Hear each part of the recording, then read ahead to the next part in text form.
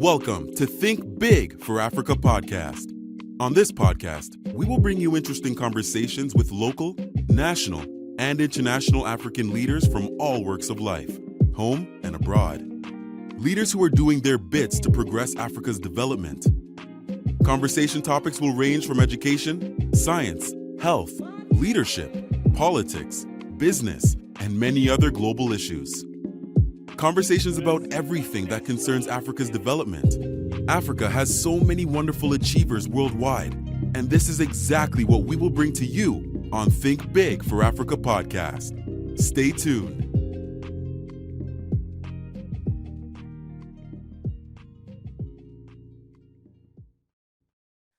Hello, welcome to the Think Big for Africa podcast.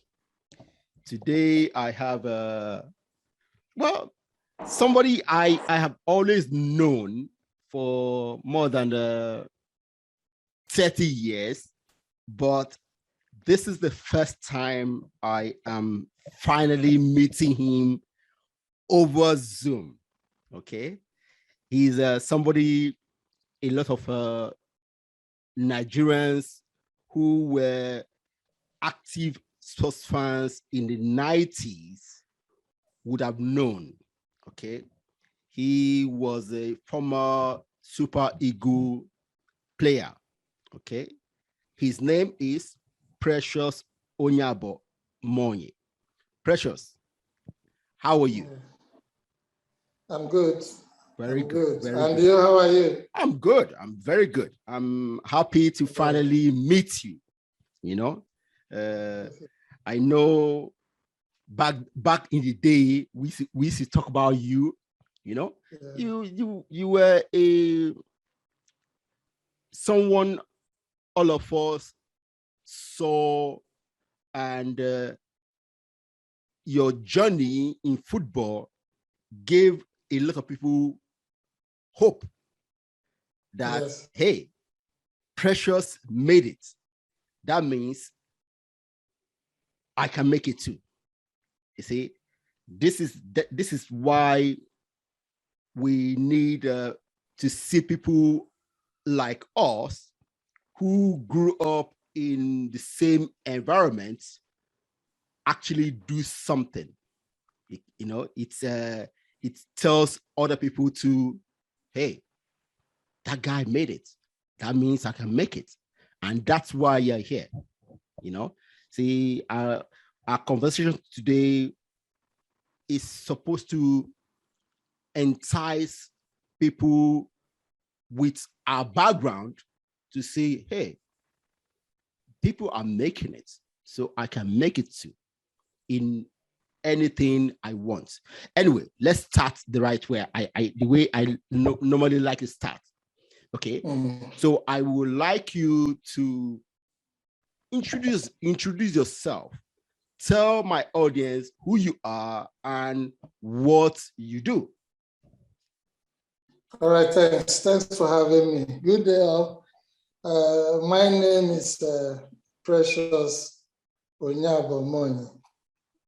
I'm from Idumujiboko in Onitsha North local government area of Delta State. I'm presently living in Malta with my family. So that's where I am now. Yes. So yes, that's who you are. But tell my audience why you, Precious Monye, are here today. There's a reason I called you here today. Yes, I'm here to discuss with you things that are important to we Nigerians. Okay. And the young ones coming up. I hope you will listen and digest what we are going to discuss today. The audience. So you learn from it, and I learn from you too. Okay. Yes. Okay. So let's dig into it.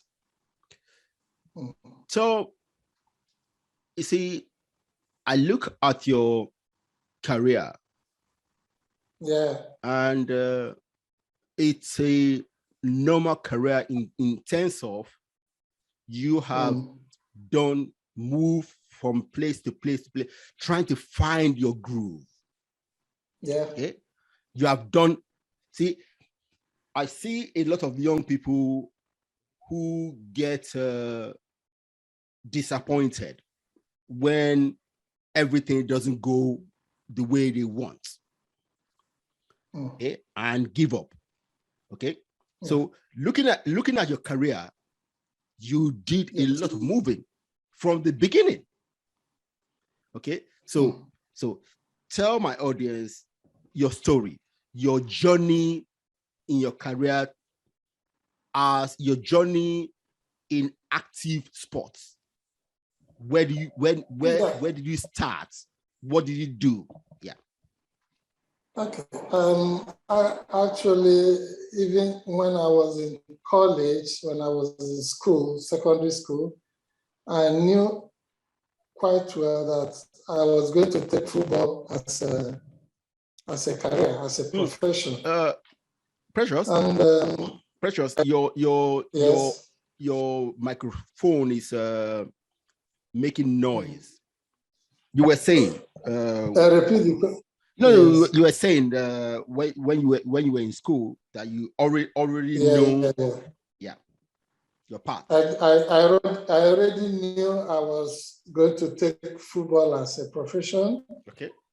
And I told my dad, look at my intention. He never saw me play. But people told him then, look, your son is very good. So he allowed me to finish school, and immediately after school, I mean, that's how I started, and he took me to a friend in Aba. So from there, I got linked to a small team, NEPA Football Club of Aba. Okay. Then the next year, Enyimba took me up, and that same year is when I joined the under-17 national team. Okay. To represent the country, yes. Yes. Yes. So your journey with Enyimba. Yes. Tell us about that. I know you went to several, you played for several teams in Nigeria. So tell us about that. Okay. So from Enyimba, I played with Udoji United Football Club. From there, I had a stint in Belgium with Lokeren FC. But I was too young then. The president of my club didn't want me to move forward. He didn't want me to leave the club at that age because he thinks that if I develop more from him, that he will earn, get some more money from what the club. Oh God. Yeah. So he had to bring me back. So I played with him for another season before moving to stationery stores and then to Sharks of. This see, this is what happens when the young people without any proper guidance, in terms of the business side of it, of sports, when they don't have the proper guidance to manage their career. Yes, that's I'm sure that happened to a lot of people, but in our time, So yes, today, thank God, there are more professional managers, who deal with all these things. Exactly. Yes. Exactly. Yes. You're absolutely right. So how did you get involved in the is this under 16 or under 21? On the 17th first. Oh, okay. Yeah. How did you get called up? Yeah, I got called up. That was in 1980. No, in 1987. Yeah. They came to play my local team immediately after school. The team was NEPA Football Club of Aba. Okay. They came to play against them, and in that game, I was a standout performer from my team. Okay. And the coach then, Sebastian Broderick, then said, "Look, it's too late now because they are in their final preparation stage. That next year he's going to come to Aba again to play friendly to see how I'm doing." Yeah, developing. Yes. So in 1988, they came almost at the end of their preparation, and he came and said, "Look, I want to see that player." And I played against them, and still I was standout performer. And after a week, he invited me to the camp, and I joined them in Kaduna. From there, I started. Wow. You see, who was the coach then? That called you up? Sebastian Broderick Emaswin. He was the first coach that won the World Cup. Yeah. Nigeria. Yes. You see, the days where I talked to an agent on this podcast at the beginning when I first started. And one of the things he talked about now is that even now in Nigeria, to get your player featured in a team, the coaches will negotiate with you, the agent, that if you want your player to be featured in this game, that you need to do something about it. I mean, can you imagine? That's the problem with Nigeria. Look, everything is wrong there. Everything. First off, the coach, his license should be taken if you go that length to disturb your player's career. Yeah.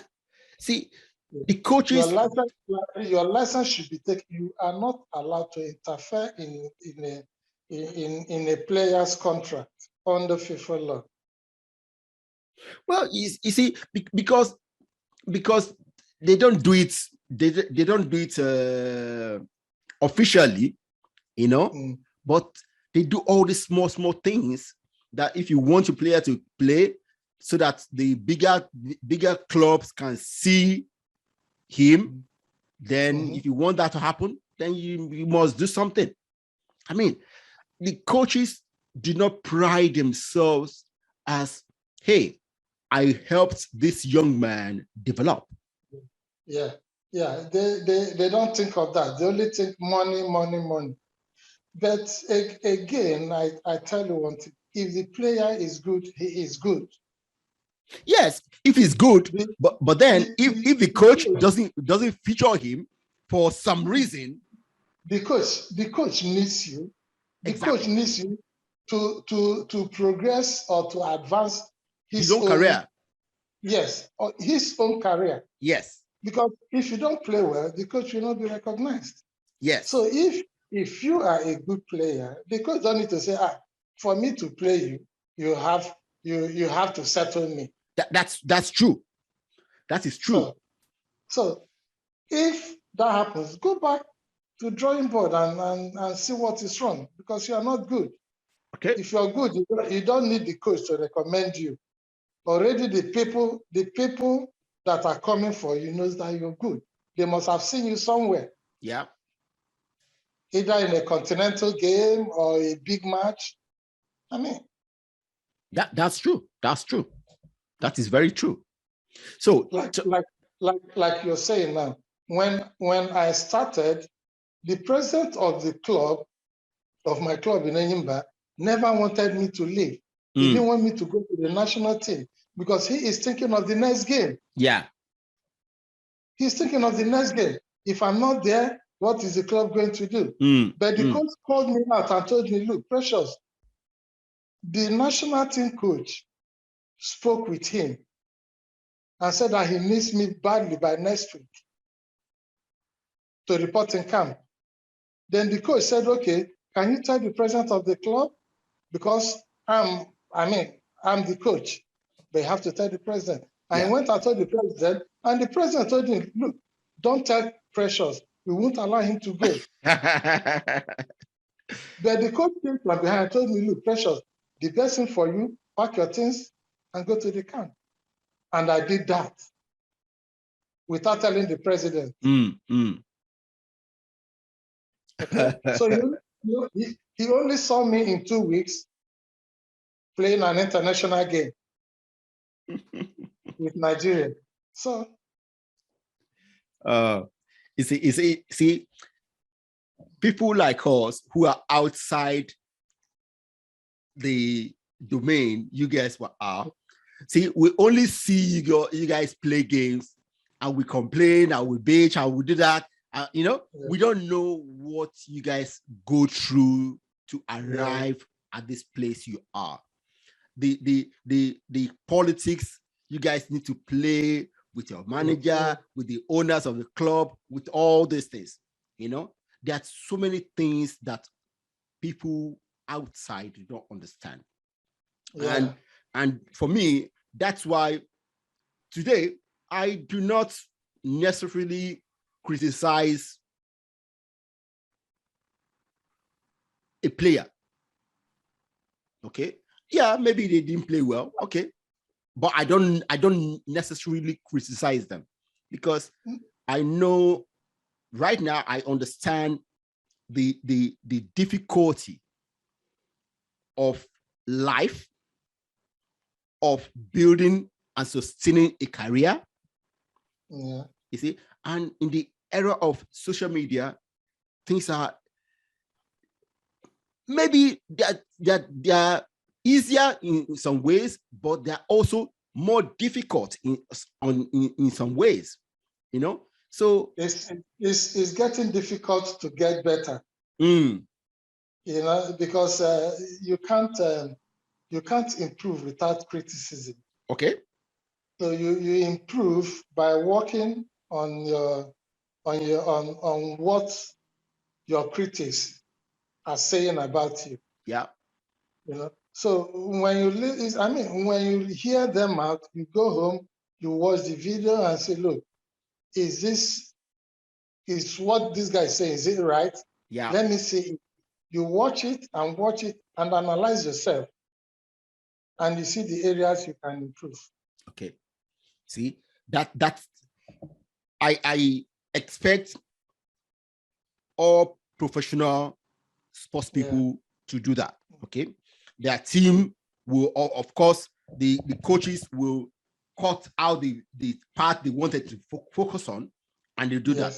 Now, how can young people, before they become professionals, understand these things, that being criticized is not about putting you down. It's about trying to help you to become better.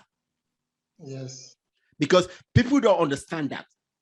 Okay. I know some criticism is so harsh. Okay. But then if you want to grow and actually do something in your choosing the sports you say you want to play, then like you said, you need to take those criticism and go and work on yourself. But how do we tell those young people not to take criticism personal? Football is not only going to the field and playing football and winning and losing and seeing the spectators. No. First off, if it's your chosen career, you have to be disciplined. You have to put God first,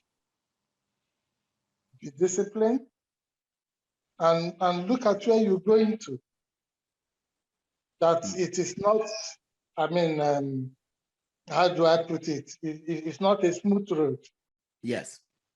So you have to work towards it and face the obstacles that comes with it. You're getting me? Yeah. Yeah. See, life is a coaster ride, you know. Yeah. It goes Yes. up, down, up, down, up, Exactly. down. Life is never smooth. No, it's never. So, see, this is the one of the issues we have in this era, that people expect everything to go smooth. Okay. And nothing goes that way. yes, and when things don't go smooth, they complain. Okay, it's okay. Complain, they criticize, okay. But then they don't actually say, okay, this thing is going this way. It's not going straight. This person didn't do it, didn't do this. That one didn't do that. But most times, the critics do not ask themselves, what must I do to make this thing better? See, we don't ask ourselves the question about what can I do. It's also always what this person must do, what that person must do, but not about what can I do. See, I'm not just talking about football, sports. I'm talking about life. Yes. Your criticism is part of life also. Yeah. You are doing your job to criticize. Okay. And I'm doing my job maybe as a politician or as a player, as a sports administrator. Yeah. So from that, your criticism is what helps me to work. So it's like a chain. Mm-hmm. It's like a chain. So that's what I believe. Yeah. So let's go back to when you were called to the national team. Yeah. I mean, in those days, we're excited. Like you told the audience where you are from. Idumuje Uboko. Well, I would like to tell our audience that's also where I'm from. Okay, so we are from the same town, and we have common family members who are some from your father and from my own mother. So we have cousins together. Okay. Yeah. Yes. So when you were called up to the national team, all of us were very excited, you know. Yeah. So tell me, in your days, are you specifying it because I played in all tiers of the national team? Yes. Oh, okay. I'm talking about the Super Eagles. Yes. Okay. Okay. Yes. So when you are called to the Super Eagles, I played on the 17 to yes, on the 21, yes, to the under 23 and the Super Eagles. Yes. Yes. So I was in the under 21, in camp in the under 21, and go from the camp to play with the Super Eagles and back to under 21. Wow. To the Super Eagles, back to under 21, on the 23 to the Super Eagles. So I was juggling from both sides. From the three of them, yes. Interesting. Yes. So in fact, at a stage, the national coach, Westerhoff, had a big clash with on the 23 national team coach, because then we were going for preparation for the All-African Games. Okay. In Cairo. And on the 23 coach, he wants me for the preparation. And the Super Eagles coach, Clement Westerhoff, wants me for the second leg of the match against South Africa. So it was a big clash that NFA then, President NFA, had to come in and debate, sit down, talk to both coaches before I was allowed to travel out with the under 23. Wow. In preparation for that tournament. Interesting. So you were caught between two giants. Between three. Exactly, 3. Yes.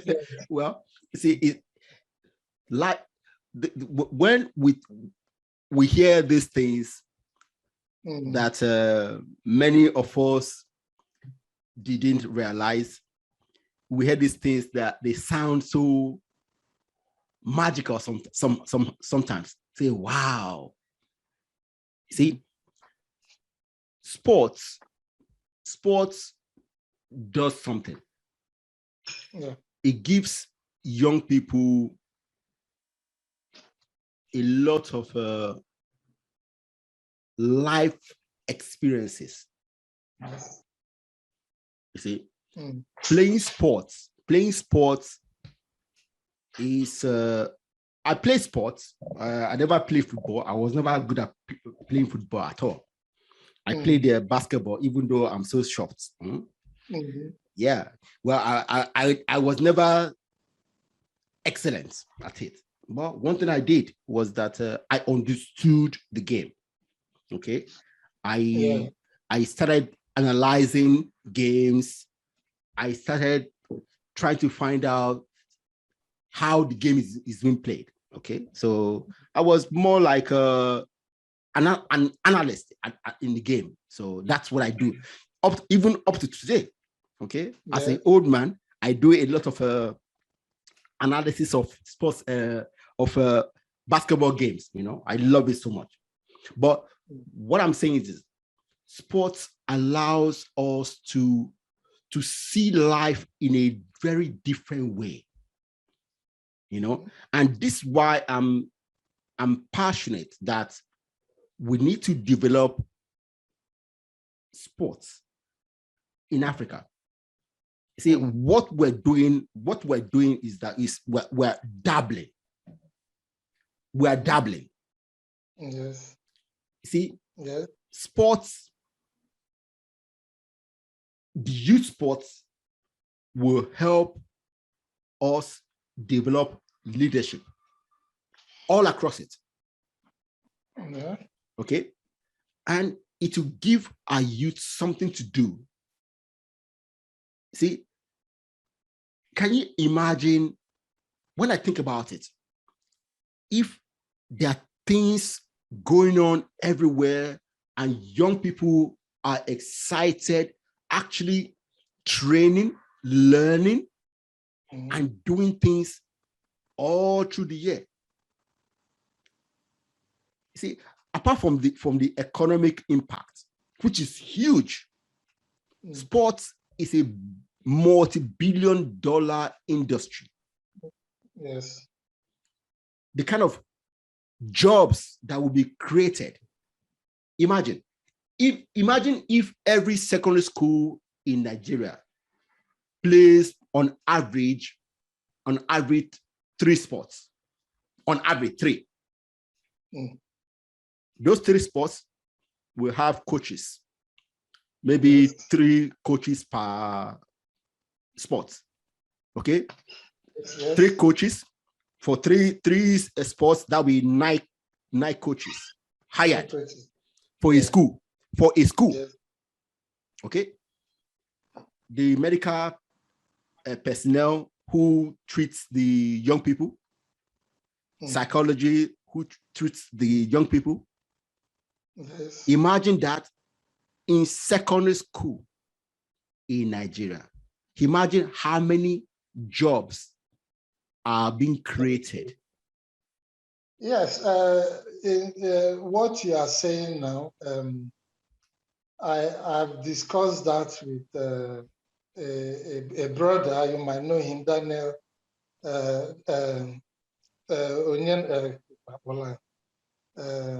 Daniel. Yeah, I know him very well. He's my uncle. Oh, okay. Okay, Onyenachia, is it? Yes. And I mean, we have something like that we have in our plans to see how we can improve in and nurture not local government. Yes. Before we spread that all over Delta State. So we've spoken a lot of times, and hopefully we'll be meeting soon to put things together and see how we move forward. Well, see, these things are there will be challenges, okay, in achieving Definitely. this. Okay. Definitely. But it starts with ideas and people who are actually committed to push those ideas to the forefront. Yes. You see, these things are things we actually need to do. If we say we want to develop Africa, you see, a lot of young people complain about the West. Yes. See, I'm not saying the West is not doing what they're doing. Okay, they're doing it, but for me, I want young people to understand the West is doing things that are beneficial to them. You, as a young African, need to understand what you need to do. Look, let me come in there. The West, they know how to prepare for certain things. Yeah. They set targets. Yes. Say in 10 years, in 20 years, we have to arrive here. But let's start from here, from the grassroots. Yeah. Well, we're just discussing how we can learn things from Europe, from the way football and other sports have been developed across Europe. What can Africa learn to also develop the sports in Africa? All right. Yeah, Precious, you were saying. Yes. First off, we have to train. We have to train, or let me say, active athletes or active sportsmen who are retired should take up the administration of whichever sports they specialize in. Okay.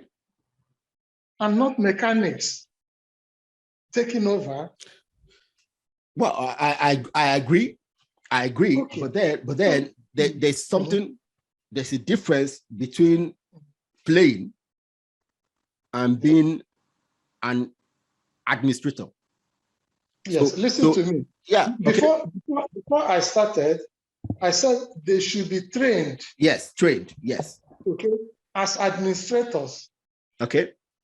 Like me now, I'm retired now. Yeah. But I'm actively involved in sports, in football, as a football coach. Okay. As a football coach. Okay. I have my UEFA A license. First, I started from youth development to a UEFA C, to UEFA B, to UEFA A. It took me time and money to study all those things. Yes. Now I'm getting myself prepared. Yeah. For the job ahead. Okay. Now, people like us, we don't have that job. But you go back to Nigeria, you see people that don't even have CAF C license being coaches of Premier League side. Why? That is the question we are asking. Because the politicians or the commissioners or the ministers have their brother, they have to compensate. So they have to compensate them by making that person a coach or a football administrator who knows nothing about football. And he appoints who? A rubbish person to be a coach. Look at us in continental level. We do well in local scene, we win the league. We come to CAF Champions League, first match we are out.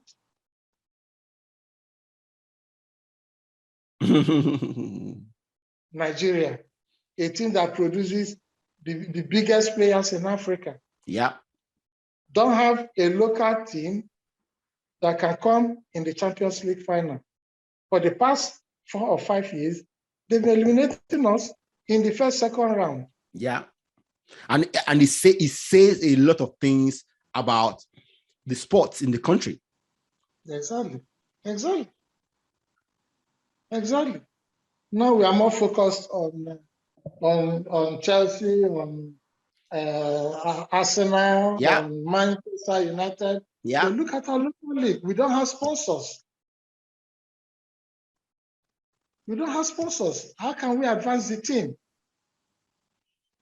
Most of the clubs are being run by the government. Come to the stadium, they are empty. People have lost interest in Nigerian league. Yeah. Back in the day when we were playing, our game starts by 4 o'clock. By 12 o'clock, if you don't have your ticket, you are not entering the pitch because it's full. Oh, yeah. It's full. Yeah. Oh, yeah. I mean, but now go to a Premier League game in Nigeria, you see less than 200 people watching Rangers and the Onyeabor match. I mean, a lot has to be done about it. Yes. See, these are challenges. Okay. Well, for me, I look at the challenges and it makes me happy. Okay. Because challenges need solutions. And it tells me if we start taking up these challenges, we can create a lot of good things. Yes. Okay. Yeah. See,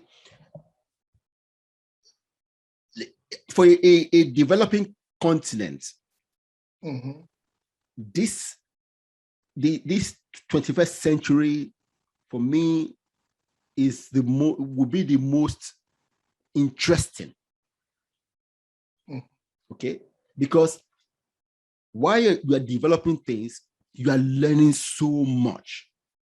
Yes. You are learning so much. But the point is this, my own point is this: are young Africans ready to take up these challenges? Are they ready to go and learn? Okay, look, we are learning. Okay. Most of us are learning. You can't imagine the kind of talents we have there in Africa. See, that's what makes me happy and sad at the same time. Okay, you can't imagine the talents. Like when we started this discussion, you see some coaches, they want to get something from you first before they can make you a bigger person. Not thinking that when you have arrived or when you have gotten a big offer, you might come back to give him more from what he's asking at that point. Yeah. Okay. That's one. Yeah. If you're a talent of little faith, you will go home and tell my friends, look, these people are not serious. They don't want to help me. It's better I start go and learn how to make shoes at the market. Now that talent is gone. You see? Now that talent is gone. We have millions that are better than JJ's. We have millions that are better than Okocha in that country. But most of them are wasting. Most of them have been, their talent has been strangled out from them. Yeah. Because of greed. Because of greed. Yeah. Okay, there is this player in Nigeria. He played for Super Eagles also. I mean, and a team wanted him in Europe. This is a player that they don't pay up to, let me say, 200,000 a month. Let me say that. Yeah. That is too much. 200,000 a month. And I found a team for him that are ready to pay him more than 10,000 a month. 200,000 naira in Nigeria. Yeah. And this wants to pay him 10,000 a month. 10,000 euro. Euros a month. And they want to pay his club 200,000 euros. Yeah. For this player. Yeah. And when I spoke to the club president, because he's my friend, I said, look, the club needs this player now in Europe with so amount. They're ready to pay that, ready to pay your club so amount. You know what the president said? No. If they're not ready to pay 800,000 euros, this boy is not ready to leave. That's what he told me. And till today, I think recently I heard that the boy is playing in India. You can imagine. And the guy stayed more than 2 years playing for the club in Nigeria. He didn't leave. Out of frustration, he left and he's playing in India. Tell me how he can play in the national team playing for an Indian second division. So you can see the challenges. Yeah. Yeah, huge challenges. Okay. So for you, yes, for you as an individual, you mentioned that you have gone to get several accreditations for your next journey. Okay, so tell us about that. Yeah, I mean, as somebody that is passionate, I mean, that loves this football, I started on time, even during my playing days, trying to acquire my licenses, you know. So I got my UEFA A license now. I mean, getting prepared to move further to advance my coaching career. Okay. So that's where I am now. So do you coach at the moment? Yes, presently I'm coaching, yes. Okay. So what kind of talents do you coach? Yeah, few years back, I was an assistant coach to a Premier League team here. Okay. And, you know, it's difficult for an African or for even a black man to be a coach in Europe. So I won't say it's racism. I won't say it's their culture. I don't have any reason to back it up. Yeah. So now, why I am waiting for my opportunity, I mean, which I'm working towards to take up a coaching job in Nigeria. I'm still working on, I'm here as a coach, coaching the younger ones, the development side, you know, of a team, just to keep myself in football, say, so that you don't be match rusty. Yes. Yes. So that's where I am now. Yeah. See, again, let's come back again to the kind of things we can learn from Europe. See, in my neighborhood where I live in UK, there are at least 5 developmental teams. Yes. In my little area. Yeah. And that means those teams have coaches. Yes. Where people have a career. Mm-hmm. You see, teaching young people leadership skills, teaching them a specific sports. See, these are the things that we in Africa need to learn, because yes, everybody is never going to be like you, a national team player. Okay, everybody is not going to be Keshi, Siasia, who after being in the national team, they got the opportunity to be national team manager. Okay, but if we develop all the areas of sports in our countries, in Africa, we will have the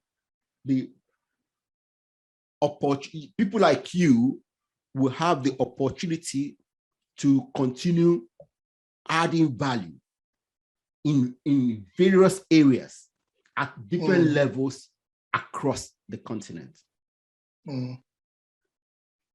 You're right. See, these are the things that I'm passionate about. Not only in sports, in every area of African life.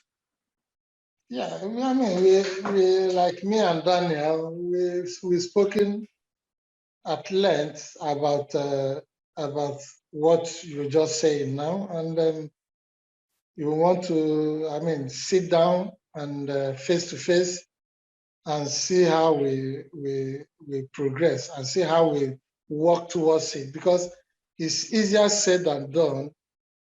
When you're talking, people are hearing, they answer you yes, yes, yes, but they're not doing anything about it. Yeah.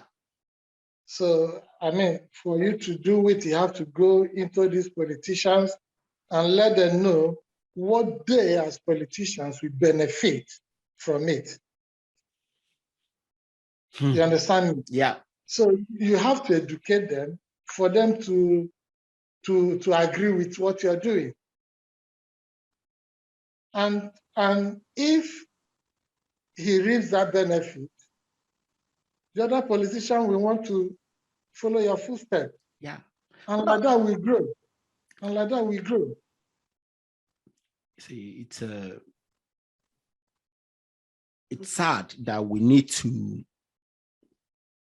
tell our politicians what they will gain by developing a certain sector of the economy. It's sad. Okay. It is. It is. Okay. It's very sad. Look at Delta State. We have a team. I don't know if it's Delta Force or whatever. We have many companies in Warri, We have many companies in separate other areas. We tax them. These are foreign companies. We tax them, you pay 2% or 3% or 4 or 5% of your earnings into this thing to use to develop the team. Those things are things we have to let them know that they have to pay tax for all those things. When they get that money, they put it in the team and try to develop that and make them a strong force in the state. Yeah, well, that's something that it's more complicated than that, because the Company Act in Nigeria and the way the tax laws work might not allow a company in a particular state to be tasked that way. Well, it says something we need to talk about. Okay. Yes, I'm giving you an example. Yeah. There are a lot of ways to raise money to sponsor these things. There are a lot of ways. Yes. So, what's your vision for sports development, sports professionalism in Nigeria in 20, 30 years? Like you said, in Europe, they plan ahead. So let's do a little visioning. So to see, okay, this is where I wish my continent to be in 20, 30 years. Yes, let's be specific. Okay. In my own sports, that's what I'm talking, which is football. Okay. I think we have to go back to start developing the grassroots with making it a way that most clubs we have a particular system of play. Like, let me say in football, you have 4-3-3, you have 4-4-2, you have 4-2-3-1. You know, we have academies. Yeah. Okay. And we specialize on one or two style of play. Yeah. System, sorry. So with that system of play, with that system, we try to build on it and say, look, from this time to this time, in 10 years' time, we must have produced this kind of team or this kind of players to represent the state or to represent the country. Okay, so it will not be difficult for a player to move, like Nigeria have thousands and millions of academies. Okay, it will not be difficult for a player to move from this team to that team. So when he moves from this team to the other team, he continues with that same system of play and style. You getting me? So we say in 2020, no, in 2030, this is what we want to, where we want to arrive. These are the kind of players we want to produce. Yeah. This is the kind of team we want to have to represent us in Africa and in the World Cup. Yeah. Belgium did that and they succeeded. You see that any player that they bring into that team, they play the same. He plays like the other one that is removed or replaced. You see? So all those things, we have to go back to drawing board and start from the grassroots. I'm happy they're having a lot of academies. But those academies, are they, what I'm asking, are they for export or are they preparing them? Are they preparing them for tomorrow, Nigeria? Yeah. Or they're preparing them, okay, when they're good, we sell them and we sell them, they go forever, get away, we take the little money and put in our pocket. So we have to stand and say, in 10, 20 years, we want to have this kind of players, and we start working from them, from the grassroots. Yeah. Go to every academy, go to every discipline and look. If you want to be registered, if you want to be this, look at how the kind of players you have in your team. Look at the style of play or the system of play you have to play. And you bring in coaches. That is where that employment is coming again. Yeah. You bring in ex-footballers who are trained, who have certificates. Okay, they say, if you don't have C license, you cannot coach from this age to this age. Yeah. If you don't have B license, this is where you will be. If you don't have A license, you cannot coach a Premier League side in Nigeria. You know, like that. Yeah. Like that. So what you're asking for is for us to build systems. Okay. Build systems and continue pushing it. Wow. Yeah. We definitely need to build systems in various areas of life in Africa. You know, we need to build sustainable systems. All right. Maybe you don't understand. Look at Barcelona. No, I fully understand that. Barcelona, they get stuck with that 4-3-3 system. No matter any coach that comes, it has to be that 4-3-3 system.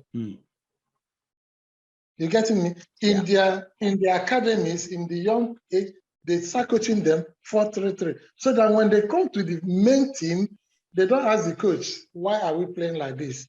I don't understand this system. Yeah. I understand. Wow. Precious. Yeah. We have talked about so many things. Yeah. Thank you very much for being here today. Thank you for having me. All right. Thank you. Take care. Bye.